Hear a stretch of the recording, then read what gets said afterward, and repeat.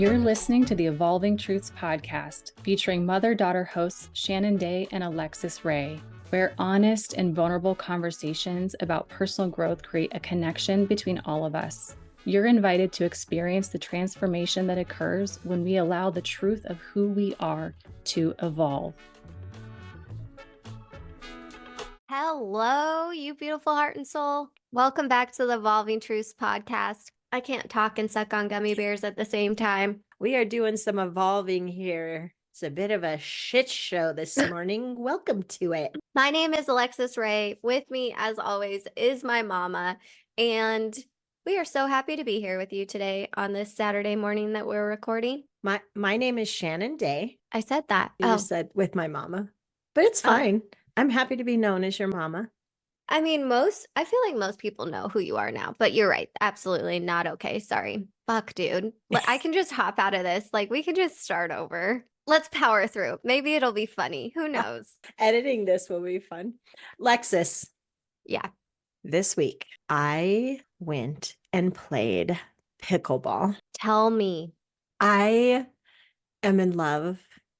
One, I already ordered from the Zon like a hot minute ago, a little pickleball set. I'm sure it's a very basic beginner set, but it was on a good special. And I've been wanting to do this pickleball thing because I see so many people doing it. And I'm like, that just looks like fun. And so I was dog sitting actually down in the Denver area. And one day I was hanging out with some friends and we drove by this spot that was like a big pickleball facility. One, I feel like I'm only in the last year or so starting to realize this pickleball is a thing. No, this thing's been around for a hot minute, but I see this facility and I was like, what? And so one of my friends who was with me that lives down there, she's like, oh yeah, Shan, blah, blah, blah. And I was going to be there for the week. And she's like, well, do you want to go? Should we see if we can go play? So I looked it up one day and called them. I was just going to get her and I a lesson because we've never played. We know nothing about it. And the guy was like, so we do have a free pickleball 101. And I was like, yes. And they only had 2 spots left. Sign me up. So we went and did it. So much fun. And then afterward, it was a group of 8 and we met these 2 other women that apparently you can go back and do the pickleball 101 as many times as you want. You just have to sign up for it. And again, free, but they were there doing that because they're going to be playing in a league together. So they had actually reserved the court afterward and had 2 other friends coming, but someone canceled. So there were only going to be 3 of them. And so they asked myself and my friend if we wanted to stay. She had plans. And I was like, yeah, I'll totally stay and play. So one of the women's daughters came. Guess what her name was? I shouldn't say was. Guess what her name is? I can't hear you. Was it Alexus or Shannon? Alexus. Yeah, she does spell it the traditional way with the I, but she was great. So her and I played on a team together and against her mom and her mom's friend because they wanted to play together since they're doing a league together. So it was really fun. Then after my free lesson, I got to play for an hour. It totally helped me understand the rules a little bit better and the scoring thing and the serving thing, which the guy, when we started, he said, that's going to be the kind of most confusing and hardest thing to pick up. But I picked that up. I am so in. And so then I looked at my gym and they have 3 times a week that you can go and play. And they have a beginner hour. So I text one of my friends who had talked about doing pickleball with some of her friends and really liking it. And she's like, I'm in. And I was like, really? Oh, I'm so excited. So we're going to go tomorrow and play too. It was so much fun. And I can't wait. I have pickleball paddles and balls and they will travel with me. So when I come to Arizona, girl, we're going to see if we can find us some pickleball. Amazing. There's so much pickleball out here. There's tournaments and stuff. Oh yeah, there's league, there's all kind of things. And unfortunately, Fort Collins we don't have a facility, which I find interesting. But Loveland, which isn't too far away, they have a facility. So, this could be my new obsession. And it also was really great for me because I've been struggling since attempting my 50 miler. I needed some time off, which I took, but then getting myself going again has been really a challenge. I don't know. Have we discussed this here in the Evolving Truths community? Or one day we should put that on the list. Like, we get started with things and we're going good with them and we know it and we know it's good for us and we love it. And then we get out of the habit for whatever reason. I mean, in my case, I stopped like to give my body rest, but then I guess I just didn't have a good plan to get back in it. And couldn't. So like when we have those good habits and things and we get out of them, like one, why do we do that to ourselves? And two, then how do we get going again? But anyway, I digress.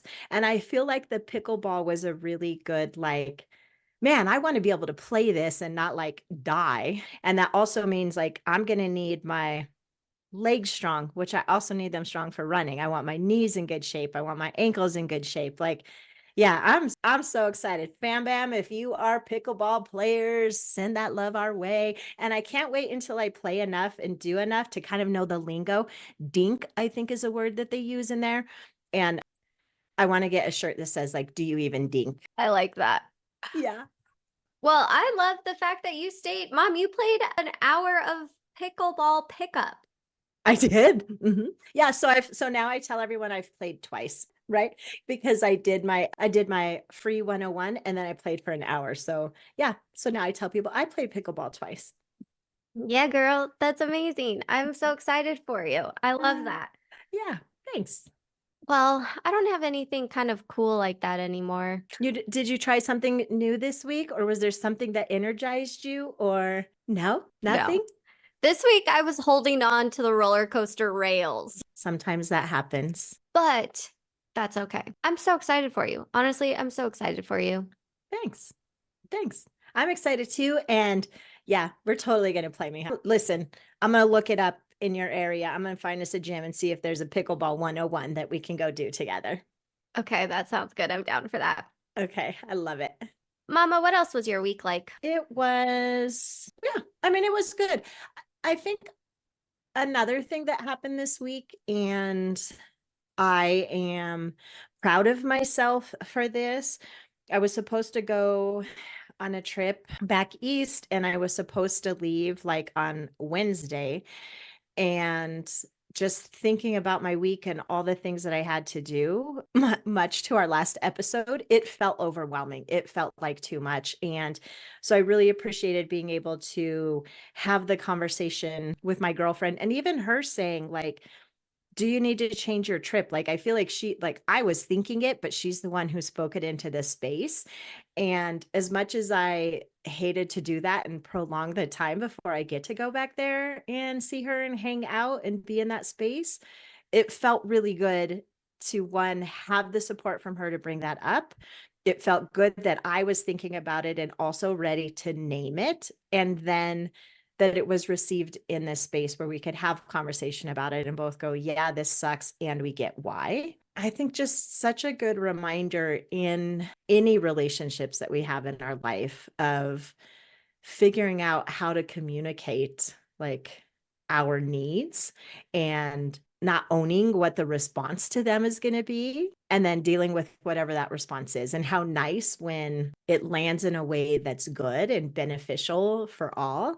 And then recognizing that sometimes it's not going to, but then that's not mine to carry whatever it is that they do with it, right? That's mine. And me being able to speak to that, I think, is really important. So I would say that's another cool thing that happened this week as well. Very different than pickleball, but still good. One for like play, fun, take care of yourself, and one for, like personal growth and evolution. And also take care of yourself. True. Yeah. I kind of have, so a little bit along those lines. I want to get your opinion on something. And I figured that this was a great conversation to actually share with the fam bam. So, okay. Should I be like, I have no clue what's getting ready to come out of your mouth. So should I be concerned about this? Or are we just diving in? We're ready? Yeah, everything's okay. I don't think there's anything to be concerned about. I'm just like kind of processing a conversation. And I think that this ties into really the theme this season. We've talked so much about language and interpretations of words and what they mean to different people. And then you just sharing your experience of like, okay, I had to communicate. I was ready to name it. Like, I'm just kind of seeing all these things weaving in and out. And so I have another word for us to dissect. Okay. Okay. I was having a conversation with someone and I was like inquiring about, their hobbies. What do they like to do for fun? And maybe I was also curious about what they used to do when they were younger, right? Because now at this point, right now, I'm meeting a bunch of entrepreneurs. They're grinding hard. They're building things, they're creating a purpose. And so trying to figure out, what were maybe some things you did when you weren't in this season of life. And the conversation about dancing came up. And this person says that they believe it's unbecoming of a man to dance in any circumstance outside of dancing with your wife at your wedding, dancing with your mom, and maybe dancing with your daughter. Now, the word that I really needed to hone in on. Not even their aunt? What about their aunt? I don't know about their aunt, but I was saying, like, my questions were like, okay, so, going out to the club, like you didn't, dance on the dance floor. They were like, no. Going out to, like a country bar, like, no. Their opinion was that dancing in any form other than like a ritual. We did say this as well, like a ritual. It's like it serves a purpose almost. But just like dancing for leisure, their opinion is that it's unbecoming of a man to dance. I had to go Google the definition of unbecoming. Because my first reaction was like I took it like, oh man, that's a really bad thing. So don't look it up yet. Did you already find the definition? No. Okay, good. Don't lie. But I'm like, I want to hear your opinion. I want to hear your opinion about what you think the word unbecoming means before we learn what it means from Google. Okay. Because Google knows all, clearly.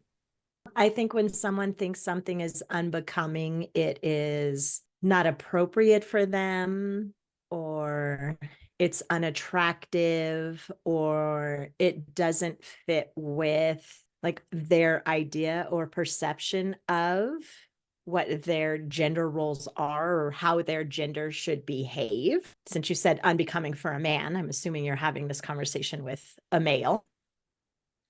And yeah, so I think they feel like, as a man, these would be the times that I would do these things. Okay. So you had a little bit of a less degree of a definition for unbecoming, which is than what you thought of, or the more Google? Accurate. Yeah. Mine was like an extreme of like, oh my gosh, unbecoming is like one of the most, to me, just like insulting things I think you can say. Or at least that's how it hits my system when I heard it. And it really made me think like this is serious. And the reason I think it feels serious is because to me it's kind of like if something's unbecoming, it feels like we're like looking down. Yeah.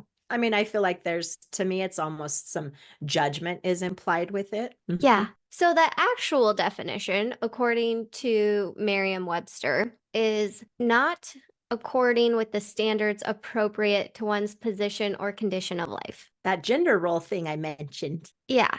Could fit in there. And language is so crazy because to me, I'm like, all right, once I learn what the word is, it's like, oh, all right.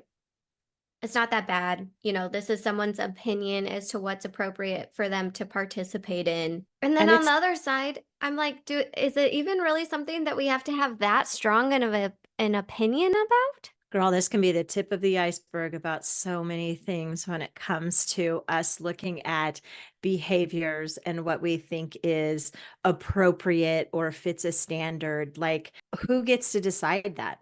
And what lens are we using for that? And how many different areas and things can that apply to? And this individual that you're talking to, if they feel that way, like for themselves, and that's how they feel, so therefore they're not going to go try it and do it, okay. But then if they take that and look at there are a shit ton of men that love to dance, that hit the clubs hard, that go to the country bars and do all the swings and all the things. Like, I've seen you on the dance floor with these individuals, and they are loving it, kind of like with my newfound passion for the pickleball. And so go them, like, by all means. And so I think as long as this person who's saying that is not using that as a way to look down on someone else who would want to do it, okay. But if they're coming at it from a place of, yeah, no, like, that's stupid, I'd never do it, and judgment starts to come from it, and especially for something that it's not even affecting them. I think that, to me, is where some of these things start to be kind of really hard. Like what that other person is doing doesn't even affect you. So why are you so busy worrying about them and want to say that behavior is unbecoming and like, that's not how a man should act, kind of thing? That's where my head's going with it, Lexus. Yeah. I'm really like digesting and trying to figure out how and where, this fits in. Yeah. I think also as we learn more things about people, like, one, I just think it illustrates the importance of having conversations with people. And I mean, I have no clue how or where this conversation came up. And I think it's interesting too that sometimes we could be having a conversation about something that's maybe kind of relatively light, and then a statement gets made, you start to ask more questions about it, and you start to get down to and realize, like, no, this is actually like speaking to this person's like values and how they view life. And so maybe this something that started out in this small way in this conversation, that we could look at this thing and think it's kind of a small thing, but actually, if it is representative of their values and how they view things, how is that going to affect other areas of their life or your relationship with them and interactions with them? Yeah. I love when we get some of those. My supervisor at work, because we facilitate trainings for those who work in child welfare, and he talks so much about, in that field, things being nuanced and having nuanced conversations. And he says, we are going to go swimming in a raindrop. And I just love that analogy, right? Because when you think about, like, a raindrop is a tiny little thing, but like, we're going to dive into this raindrop and go swimming in that, of how from some of these little things, we get to go deeper. We get to have those nuanced conversations and learn more, evolve. Evolve. Yeah, it's something. Yeah. And when it's so different as well to maybe what we believe and what we see, like, then recognizing where in this relationship, then depending on what kind of relationship it is, friendship or a partner relationship or a coworker relationship, like, you start to learn also, like, where do we align on values? Where are some things different, but can we have conversations about it? But are these value differences so big or so much that this relationship is going to need to look like this or be in this space moving forward? And it may not always be what we thought it was going to be. And sometimes that goes back to that swimming in the raindrop, right? It can be a little bit difficult because there could be a lot of other things that, like, man, we've had these great conversations and talked about all these things, but yeah, man, the values thing is a big one. So then I went on, because now at this point it's like, well, I'm curious. Like, obviously I need to know or continue to understand what else you perceive about the world, maybe through this lens. So, I followed up with more questions. And As you should. I just asked, I was like, are there other things that you think are unbecoming? And I kind of said, like, I said it, laughingly, because I'm like, oh, I'm scared of this answer. And their response was like, oh, I'm sure of it. I just, can't think of any at this moment. I'm like, okay, yeah. Yeah. This is one of those times when you get to really utilize that power in the pause and sit with something. I think sometimes in life and in the different areas in our life, we think like we need to know now, or we need to make a decision now. And when I'm saying now, I mean like right now. Like, there are definitely some things where it's like, especially, let's say I'll use this example because I have a friend who's recently started dating someone, and she's spending, a tremendous amount of time with this individual, and even talks about like, man, things are kind of moving really quickly. And I'll start to ask, like, what kind of conversations have you had? And she'll bring up a few things, but they're all still very surface level, and yet she's investing so much of her time and energy in this relationship, but not having some of these conversations and almost moving really quickly forward through the emotion attachment and those pieces, because all of that feels good and that's fun and there's some comfort in that, and right, like it feels nice. But some of those conversations like this one that you had that maybe caught you a little bit off guard, like she's sort of in a space where she's not having those conversations, maybe a little bit out of fear that some of that might not align, and then also just not giving some time to do that. And I think that's a really important thing for us to do, even when becoming new friends with someone, like taking time in the things that we do with them and trying different things with them to see, like, is this someone I really want to share some things with, and know that they can share some things with me. Even more so when we're spending time with someone that we're dating and thinking of, as a partner in life for a short time or a long time, who knows, but you've got to give yourself that space and time to have some of these conversations and recognize some of these things. And then realize that when you hear this, like, is this an immediate, like, oh my God, I got to stop talking to this person? Oh my, like, there might be some things big enough. Like for me, there are definitely some things that are pretty big that I would go, I'm really going to kind of watch that. Or is it something where, like you said, let's start to have more conversations about this and see what this is? And I think sometimes we get to learn those lessons a little bit more at my space in life, at my age in life, because I've had a little more experience. So I guess to you, I would offer that as use some of my experience from this space and give yourself that time to sit in this and not think a decision needs to be made this minute. Yeah, I'm definitely sitting with that. I'm like, even not just in this conversation, but like in a couple of possible pivots in my career, I'm like, don't make any rush movements. Like, don't blow the whole thing up yet. Like, just take a second, check in, see if this is an emotional reaction or a logical response or something in the middle. Like, just breathe. Yeah. Yeah. I do feel like this week you and I have had quite a handful of conversations about that where you've been like, Mom, and I've said, okay, like, let's take a minute. Right. Yeah. Not always the easiest thing to do.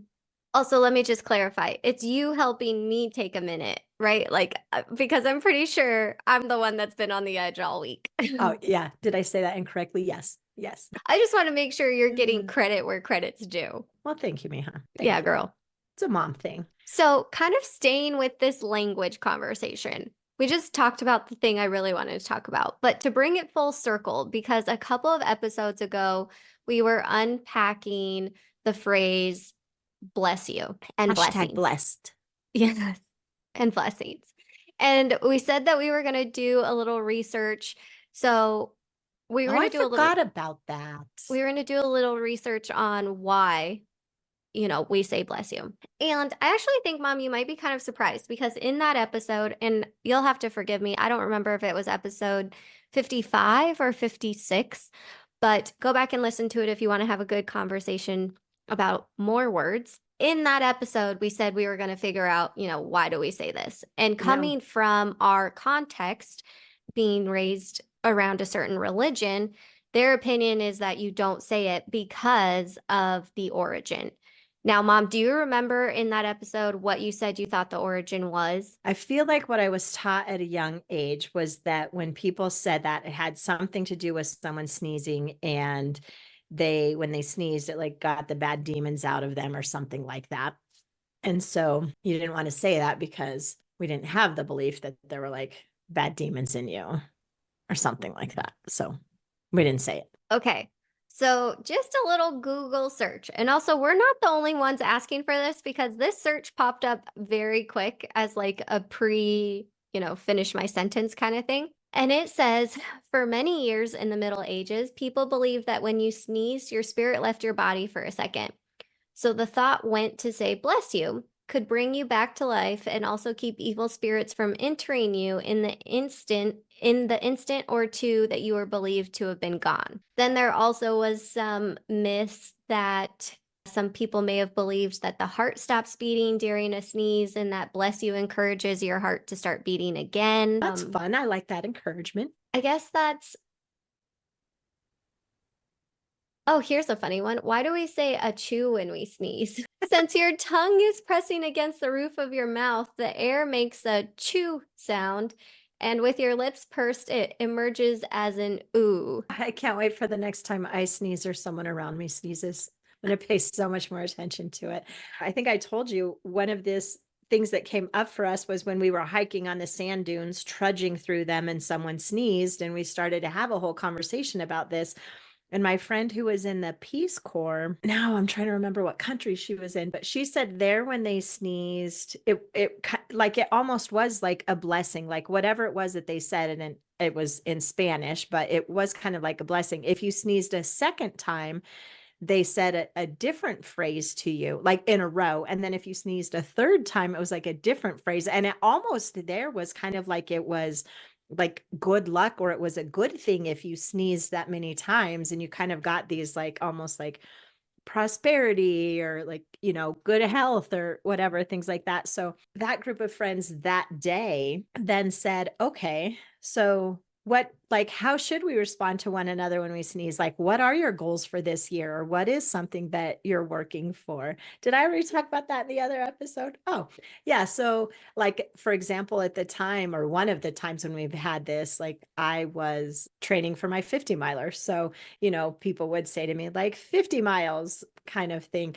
Before my girlfriend got into law school, when she sneezed, we'd all be like LSATs or law school. Like we would say things like that of whatever it is that they were working for. And then once that happened, if they'd sneeze, a lot of times we'd have to be like, oh, what do you want me to say now? Like kind of thing. So I think that's a really fun thing that's come for that friend group since then. And I think I've shared it with you as well. A lot of times when you sneeze, I'm like closings or health. Yeah, absolutely. I love how you guys have made it your own. I wanted to bring this back as we were talking about language today. And it was kind of how this all came about was, I think it was Wednesday night, maybe, or Tuesday night. I was driving home from one of my girlfriend's houses and I sneezed. And for whatever reason, I could like hear my own sneeze. And I was like, oh my gosh, my sneeze sounds like my mom. Like it was like you sneezed in my car, but it was me. They do say the older you get, the more you turn into your mom. Yeah, Well, you're welcome. absolutely. I guess. I'll take it. I'll take And health. Well, this was fun. I also here am going to say this, like, I appreciate you bringing both of these things into this space, like our discussion around the word unbecoming. You this week had that experience of having this conversation with someone, having to look up the word to be like, does this really mean what I think it means? And then sitting with it, opposed to this one about bless you. While I do think the bless you one and sort of where that comes from can to a degree maybe identify sort of someone's values. I don't know so much values, but maybe like what their beliefs are, or that's just like custom for what their area is, opposed to this thought around language and words we use with the unbecoming. Like similar conversation, but two very different things. Yeah, the context for each, Yeah. which And what they highlight. Yeah, what they highlight, what they mean, how they're being understood. Like, I've loved unpacking words with you this season. It has been fun. Fam Bam, tell us what words you unpack or send us a few. Let's have some more conversations about this.